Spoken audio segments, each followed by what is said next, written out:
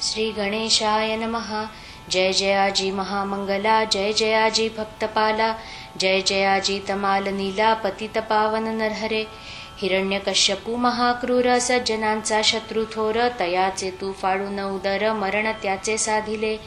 प्रल्हाद रक्षणासाठी तू जन्मलास स्तंभापोटी, रूप अनुपम जगजेठी धारण ते करून। दात दाढा भयंकर, आयाळ रुळे मानेवर, नेत्र जेवी खदिरांगार, ब्रह्मांड जाळू पाहती। त्या भयंकर रूपाची भीती नसे भक्तासाची, पिले जेवी वाघिणीची अंगावर खेळती तिच्या। तुम्हा पाहून देवराया, लक्ष्मी न धजे पुढे यावया, ऐशा स्थितीत लागला पाया भक्त तुझा नरहरे। तू भक्तवत्सल लक्ष्मीकांत, ऐसे सांगता आले संत, पुरविशी भक्त मनोरथ, नाही न त्यासी म्हणसी कदा। त्या आपुल्या ब्रीदासी जागा आता ऋषिकेशी, दास गणू लागला पायांसी, अभय असू दे पांडुरंगा। गजाननाचे परमभक्त होते काही अकोल्यात, तयांची या सदनाप्रत हमेशा यावे समर्थांनी। चापडगावचे बापू कृष्ण, खटाऊ शेटाचे कुटुंब जाण, गोंडूलालाचा नंदन, बच्चूलाल नाम ज्याचे। जिजीबाई पंडित आणि कही होते बहुत, त्यांची नावे तुम्हा प्रत किती सांगू विबुध हो। एके वेळी अकोल्यात आले गजानन स्वामी समर्थ, खटाऊच्या गिरणीत मुक्काम त्यांनी ठेविला। एक भक्त मलकापुरी विष्णुसा नामे निर्धारी, त्याच्या वाटले अंतरी समर्थ आणावे मलकापुरा। त्याने आमंत्रणाचा वशिला भास्कराच्या द्वारे लाविला, हाच भास्कर होता झाला समाधिस्थ अडगावी। तो त्यावेळी होता जवळ, करी कारभार अंगे सकळ, विष्णुसाला होते बळ याच भास्कर पाटलाचे। भास्कर म्हणे मलकापुरी, चला समर्था लवकरी, भक्त विष्णुसाच्या घरी बोलावण्यासा आला तो। मनोरथ येथील भक्तांचे तुम्ही पुरवले असती साचे, आता मलकापुरीचे लोक वाट पाहती। तै समर्थ म्हणाले भास्करा, सध्याच मी मलकापुरा, येत नाही जाण खरा, तू आग्रह करू नको। फार आग्रह करशील तरी फजित पावशील, याचा विचार करी खोल, मीन बोललो काहीतरी। दोरीसी दिधल्या फार ताण, ती मध्येच तुटतसे जाण, मीन हलणार येथून, तू या फंदात पडू नको। भास्कर बोले त्यावरी, काही असो मलकापुरी, चला विष्णुसाचे घरी, हीच विनंती गुरुराया। मी तुमचा लाडका, मसी धक्का देऊ नका, मी भरवसा दिला देखा तुम्हा घेऊन येण्याचा। ती प्रतिज्ञा माझी पुरी, तुम्ही करावी आज खरी, चला आता स्टेशनावरी, गाडीत बसावया कारणे। ऐसा आग्रह करून घेऊन आला गजानन, मलकापुरा कारण न्यावयासी श्रोते हो। भास्कराने विनवणी स्टेशन मास्तरा करोनी, 12 जणांचा डबा त्यांनी खाली करविला संतास्तव। महाराज तैसेच बैसले, ते न काही बोलले, जागेवरून नाही उठले गाडी सुटेपर्यंत। तो गाडी सुटण्याचा घंटा झाला अखेरीचा, डोळा चुकवून भास्कराचा लीला केली ऐशारीती। जो डबा मोकळा केला तो त्यांनी सोडून दिला, योगीराज जाऊन शिरला बायकांच्या डब्यामध्ये। आधीच मूर्ती दिगंबर, स्त्रिया घाबरल्या असती फार, त्यांनी वर्दी अखेर दिली असे पोलिसाला। पोलिसांचा अधिकारी तेथे आला सत्वरी, महाराजाला धरून करी खाली ओढून लागला। अरे वेड्या नंग्या पिरा, अक्कल कैसी तुझना जरा, बायकांच्या डब्यात खरा येऊन कैसा बैसलास। हिसडा देऊन त्याच्या हातात तेथेच बैसले तत्वता, अधिकाऱ्याची भीती चित्ता मुळीन त्यांच्या वाटली। मग तो अधिकारी भला स्टेशन मास्तराकडे गेला, म्हणे डब्यापाशी आता चला बायकांच्या माझ्या सवे। दोघे डब्याजवळ आले, तो मास्तराने पाहिले, योगीराज बसलेले बायकांच्या डब्यात।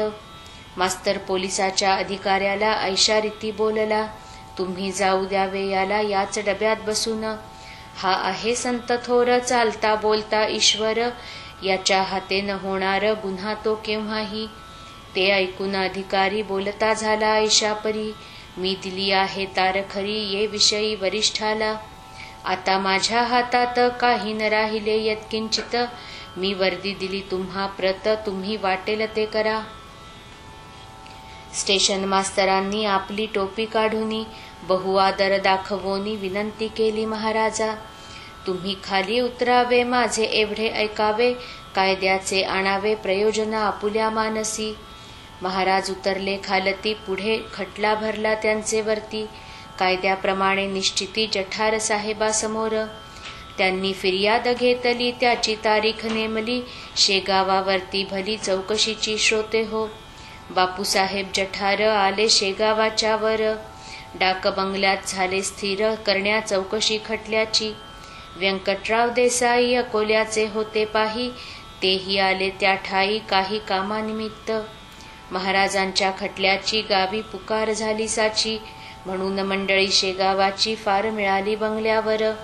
तई देसाई म्हणती जठारास, आज कोणता खटला विशेष, तुम्हा पुढे आहे खास, म्हणून मिळाले लोक हे.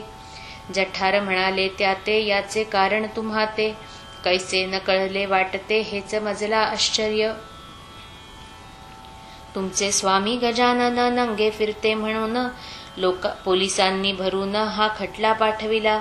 त्या खटल्याची चौकशी होणार आहे आज दिवशी, म्हणून वाटते ऐसे मसी लोक हे जमले असावेत.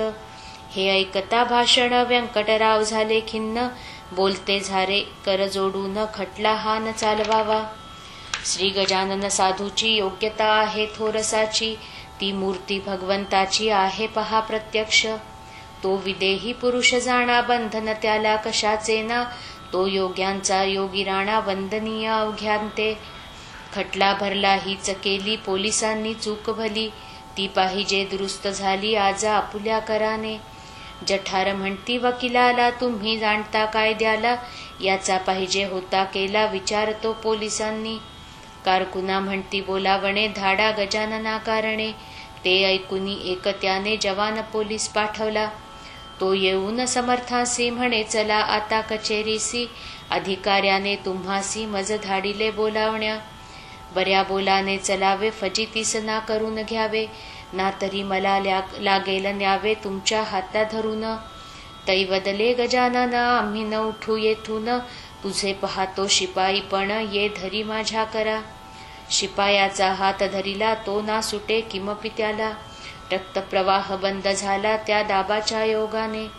हातासी लागली कळ, जीव झाला व्याकुळ, करू लागला तळमळ शिपाई तो त्याच ठाई. शिपायासी वेळ झाला म्हणून पाठविले वकिलाला, त्या व्यंकटराव देसायाला समर्थासी आणावया. जठार म्हणती तुम्ही जावे, समर्थासी घेऊन यावे, लोकांसी न जमू द्यावे बंगल्या भोवती निरर्थक. इतक्यात आला समाचार, पोलिसाचा धरला कर, बसविला एका जागेवर महाराजांनी सहज लिहिले. मग देसाई तेथे आले, त्यांच्या भक्तांशी बोलले, यावेळी नेसविले पाहिजे समर्था धोतर. ऐसा सल्ला मिळता क्षणी धोतर नेसविले भक्तांनी, ते टाकिले सोडोनी समर्थांनी रस्त्यात. गेले नागवे कचेरीस, सवे होता भास्कर शिष्य, जठारांनी पाहता त्यास दिली खुर्ची बसावया.